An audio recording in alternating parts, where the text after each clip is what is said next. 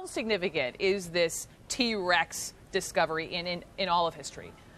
As far as tyrannosaurs go, this is one of the most amazing tyrannosaur fossils ever found. So it is an amazing discovery.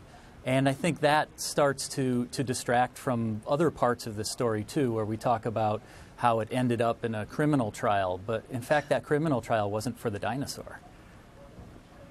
Okay, you're getting ahead of me. I'm trying to just wrap my head around. Hang on. So first of all, this is this crazy, amazing discovery. Then when you're watching this, you realize this is South Dakota. I couldn't help but wonder. I mean, I guess, you know, in Googling, lots of fossils are found in the West. But was finding this in South Dakota, how much of a shock was that? It's not so much a shock to find a dinosaur in South Dakota. There's in northern South Dakota, western South Dakota, there's what's called the Hell Creek Formation.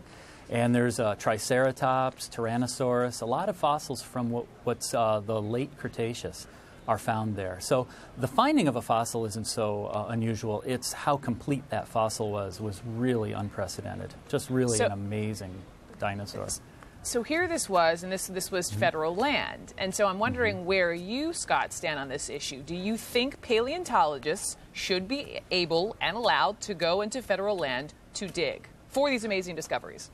Well, this fossil was found on a rancher's land that was actually, it was private land, but it was Indian trust land, which got into a long, protracted case over the ownership of the dinosaur. Now, with the Bureau of Land Management, fossils that are found on public lands, Bureau of Land Management, U.S. Forest Service lands, and National Park Service lands, those fossils can only be collected with a permit. And then once someone collects that fossil, it has to go to a public museum where it remains in trust for the American people. So we're talking about different things here.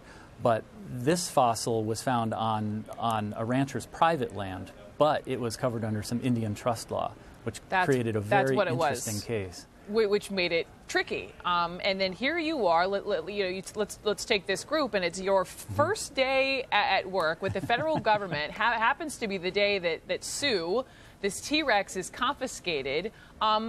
Do you think the raid went a tad too far? Well, I wasn't part of the investigation. My first day of work was May 14th, 1992. It's a day that, you know, it's a big day in paleontology. It's a day we all remember. I was told by my supervisor at the time, why don't you check out the news tonight? And wow, what a day that was. So the federal government, though, was asked to step in. You know, I've heard, you know, they found it, the government took it. Well, perhaps they took it and the government returned it to the owner. And that's a big part of the story that we don't always hear. There's, you know, different sides to the story. Well, I guess, though, ultimately, if some of these paleontologists had had their way, they would have had it then in South Dakota, and ultimately it's in this big, beautiful museum in Chicago, right?